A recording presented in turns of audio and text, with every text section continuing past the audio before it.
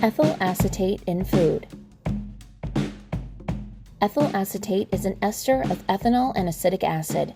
It is typically manufactured for use as a solvent on a large scale. It is a moderately polar, clear, colorless liquid solvent with a light, fruity odor. Ethyl acetate, also known as ethyl ethanoate, is widely often used as a solvent in organic synthesis that is highly miscible with common organic solvents. It is cost-effective, highly effective, and is easily broken in both air and water simultaneously. It can be mixed with non-polar solvents and is also used for extractions.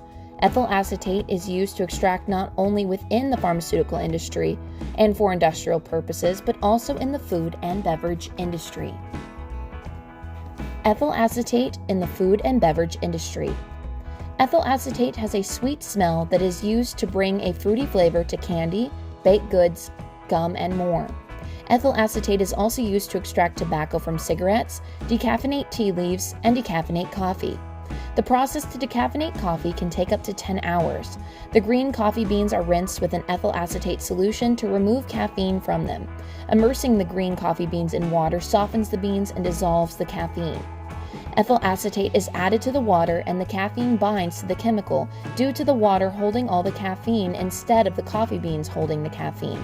When the water is heated, the ethyl acetate steams off, taking the caffeine with it. Ethyl acetate can also be found in wine. It is also common ester in wines, helping to give wines a fruity flavor. Ethyl acetate is used as an artificial flavor in ice creams and cakes. Why should you be concerned about ethyl acetate?